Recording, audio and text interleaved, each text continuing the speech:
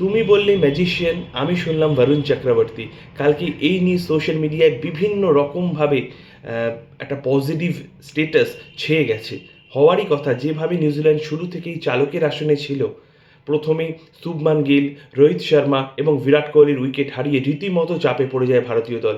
আর বিরাট কোহলির ক্যাচটা Glenn Phillips যা নিয়েছে, অনবদ্য, জাস্ট ওয়াও। কিন্তু তারপরে যেভাবে শ্রেয়স আয়ার একটা গুরুত্বপূর্ণ প্রায় ৮০ রানের ইনিংস খেললো, এটা কিন্তু কোনো ১০০ রানের চেয়ে কম নয়। তবু কোথাও গিয়ে যেন আমাদের রানটা ২৫০ পেরোলো না।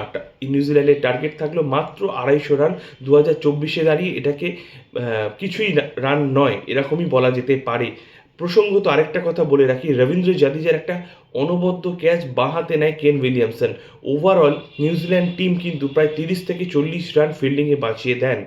এবং যখন আমরা দেখি যে নিউজিল্যান্ড সেই রান চেস করতে নামছে, শুরুতে ২ উইকেট হারালেও ক্রমশ কেন উইলিয়ামসন ধীরে ধীরে খেলে কিন্তু সেই ম্যাচটা আমাদের থেকে বার করে নিয়ে যাচ্ছিল। কিন্তু মাসিহা হয়ে দেখা দিল এবং সেমিফাইনালের আগে বাড়তি মাত্রা জোগাতে আমাদের মাসিহা হয়ে দেখা দিল বরুণ চক্রবর্তী, যাকে কিনা কোটার প্লেয়ার, গৌতম গম্ভীর ব্যাক করছে ইত্যাদি নানাভাবে বিদ্ধ করা হয়েছে। কিন্তু নাইট সমর্থকদের ভালোবাসায় তার যে বর্মটা রয়েছে, সেই বর্মতে কিন্তু এই সমালোচনাগুলো আটকে জাস্ট ছিটকে পড়ে যাচ্ছে। আমাদের ভালোবাসায় সে যেমন দিনের পর দিন টি-20 ম্যাচ ভালো পারফর্ম করেছে, উইকেট তুলে আমাদেরকে জিতিয়েছে, ওয়ান ডে ম্যাচও কিন্তু সে খুব দায়িত্ব নিয়ে জেতালো। বীভৎস রকমভাবে ফাইফার তুলে নিয়ে আইসিসি চ্যাম্পিয়ন্স ট্রফির প্রথম ম্যাচ খেলতে নেমে প্লেয়ার অফ দ্য ম্যাচ হলো।